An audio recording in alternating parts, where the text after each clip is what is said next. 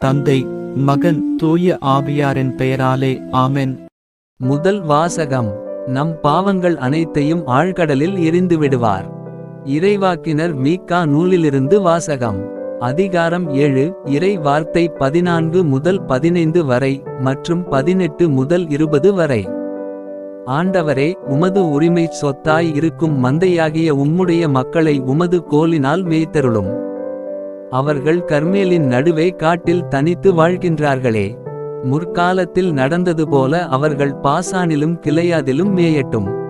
எகிப்து நாட்டிலிருந்து நீங்கள் புறப்பட்டு வந்த நாளில் நடந்தது போல நான் அவர்களுக்கு வியத்தகு செயல்களை காண்பிப்பேன். உமக்கு நிகரான இறைவன் யார்?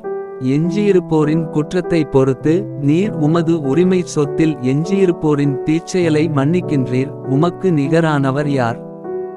அவர் தம் சினத்தில் என்றென்றும் நிலைத்திரார், ஏனெனில் அவர் பேரன்பு கூர்வதில் விருப்பமுடையவர். அவர் நம்மீது இரக்கம் காட்டுவார், நம் தீச்செயல்களை மிதித்து போடுவார், நம் பாவங்கள் அனைத்தையும் ஆழ்கடலில் எறிந்து விடுவார். பண்டைய நாளில் எங்கள் மூதாதையருக்கு நீர் ஆணையிட்டு கூறியது போல யாக்கோபுக்கு வாக்கு பிறழாமையையும் ஆபிரகாமுக்கு பேரன்பையும் காட்டியருள்வீர். இது ஆண்டவரின் அருள்வாக்கு. பதிலுரை பாடல். பல்லவி. ஆண்டவர் இரக்கமும் அருளும் கொண்டவர். என் உயிரே, ஆண்டவரை போற்றிடு. என் முழு உளமே, அவரது திருப்பெயரை ஏத்திடு. என் உயிரே, ஆண்டவரை போற்றிடு. அவருடைய கனிவான செயல்கள் அனைத்தையும் மறவாதே. பல்லவி. ஆண்டவர் இரக்கமும் அருளும் கொண்டவர். அவர் உன் குற்றங்களையெல்லாம் மன்னிக்கின்றார், உன் நோய்களையெல்லாம் குணமாக்குகின்றார். அவர் உன் உயிரை படுகொழியினின்று மீட்கின்றார். அவர் உனக்கு பேரன்பையும் இரக்கத்தையும் மணிமுடியாகச் சூட்டுகின்றார். பல்லவி. ஆண்டவர் இரக்கமும் அருளும் கொண்டவர். அவர் எப்பொழுதும் கடிந்துகொள்பவரல்லர், என்றென்றும் சினங்கொள்பவரல்லர். அவர் நம் பாவங்களுக்கு ஏற்ப நம்மை நடத்துவதில்லை, நம் குற்றங்களுக்கு ஏற்ப நம்மை தண்டிப்பதில்லை. பல்லவி. ஆண்டவர் இரக்கமும் அருளும் கொண்டவர். அவர் தமக்கு அஞ்சுவோர்க்கு காட்டும் பேரன்பு மண்ணினின்று விண்ணளவு போன்று உயர்ந்தது. மேற்கினின்று கிழக்கு எத்துணை தொலைவிலுள்ளதோ அத்துணை தொலைவிற்கு நம் குற்றங்களை நம்மிடமிருந்து அவர் அகற்றுகின்றார். பல்லவி. ஆண்டவர் இரக்கமும் அருளும் கொண்டவர். நற்செய்திக்கு முன் வசனம். நான் புறப்பட்டு என் தந்தையிடம் போய், அப்பா, கடவுளுக்கும் உமக்கும் எதிராக நான் பாவம் செய்தேன் என்று அவரிடம் சொல்வேன். நற்செய்தி வாசகம். உன் தம்பி இவன் இறந்து போயிருந்தான், மீண்டும் உயிர் பெற்றுள்ளான். லூக்கா எழுதிய தூய நற்செய்தியிலிருந்து வாசகம். அதிகாரம் 15. இறை வார்த்தை 1 முதல் 3 வரை மற்றும் 11 முதல் 32 வரை. அக்காலத்தில் வரிதண்டுவோர் பாவிகள் யாவரும் இயேசு சொல்வதை கேட்க அவரிடம் நெருங்கி வந்தனர்.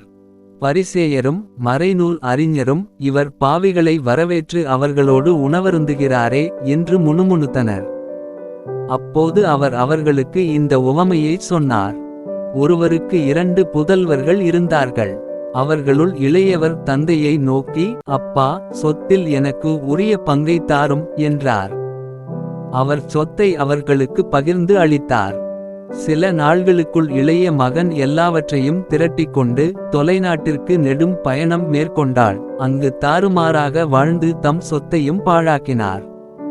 அனைத்தையும் அவர் செலவழித்தார். பின்பு அந்த நாடு முழுவதும் கொடிய பஞ்சம் ஏற்பட்டது. அப்பொழுது அவர் வறுமையில் வாடினார். எனவே அந்நாட்டு குடிமக்களுள் ஒருவரிடம் அண்டிப் பிழைக்கச் சென்றார். அவர் அவரை பன்றி மேய்க்க தம் வயல்களுக்கு அனுப்பினார். அவர் பன்றிகள் தின்னும் நெற்றுகளால் தம் வயிற்றை நிரப்ப விரும்பினார். ஆனால் அதை கூட அவருக்கு கொடுப்பார் இல்லை. அவர் அறிவு தெளிந்தவராய், என் தந்தையின் கூலியாள்களுக்கு தேவைக்கு மிகுதியான உணவு இருக்க நான் இங்கு பசியால் சாகிறேனே. நான் புறப்பட்டு என் தந்தையிடம் போய், அப்பா, கடவுளுக்கும் உமக்கும் எதிராக நான் பாவம் செய்தேன். இனிமேல் நான் உம்முடைய மகன் எனப்படத் தகுதியற்றவன். உம்முடைய கூலியாள்களுள் ஒருவனாக என்னை வைத்துக்கொள்ளும் என்பேன் என்று சொல்லிக் கொண்டார். உடனே அவர் புறப்பட்டு தம் தந்தையிடம் வந்தார். தொலையில் வந்து கொண்டிருந்தபோதே அவர் தந்தை அவரைக் கண்டு பரிவு கொண்டு ஓடிப்போய் அவரை கட்டித் தழுவி முத்தமிட்டார். மகனோ அவரிடம், அப்பா, கடவுளுக்கும் உமக்கும் எதிராக நான் பாவம் செய்தேன். இனிமேல் நான் உம்முடைய மகன் எனப்பட தகுதியற்றவன் என்றார். தந்தை தம் பணியாளரை நோக்கி, முதல் தரமான ஆடையை கொண்டு வந்து இவனுக்கு உடுத்துங்கள். இவனுடைய கைக்கு மோதிரமும் காலுக்கு மிதியடியும் அணிவியுங்கள். கொழுத்த கன்றை கொண்டு வந்து அடியுங்கள். நாம் மகிழ்ந்து விருந்து கொண்டாடுவோம். ஏனெனில் என் மகன் இவன் இறந்து போயிருந்தான், மீண்டும் உயிர் பெற்று வந்துள்ளான். காணாமற் போயிருந்தான், மீண்டும் கிடைத்துள்ளான் என்றார். அவர்கள் மகிழ்ந்து விருந்து கொண்டாடத் தொடங்கினார்கள். அப்போது மூத்த மகன் வயலில் இருந்தார். அவர் திரும்பி வீட்டை நெருங்கி வந்து கொண்டிருந்தபோது ஆடல் பாடல்களைக் கேட்டு ஊழியர்களுள் ஒருவரை வரவழைத்து, இதெல்லாம் என்ன என்று வினவினார். அதற்கு ஊழியர் அவரிடம், உம் தம்பி வந்திருக்கிறார். அவர் தம்மிடம் நலமாக திரும்பி வந்திருப்பதால் உம் தந்தை கொழுத்த கன்றை அடித்திருக்கிறார் என்றார். அவர் சினமுற்று உள்ளே போக விருப்பம் இல்லாதிருந்தார். உடனே அவருடைய தந்தை வெளியே வந்து அவரை உள்ளே வருமாறு கெஞ்சி கேட்டார். அதற்கு அவர் தந்தையிடம், பாரும், இத்தனை ஆண்டுகளாக நான் அடிமை போன்று உமக்கு வேலை செய்து வருகிறேன். உம் கட்டளைகளை ஒருபோதும் மீறியதில்லை. ஆயினும் என் நண்பரோடு நான் மகிழ்ந்து கொண்டாட ஓர் ஆட்டுக்குட்டியை கூட என்றுமே நீர் தந்ததில்லை.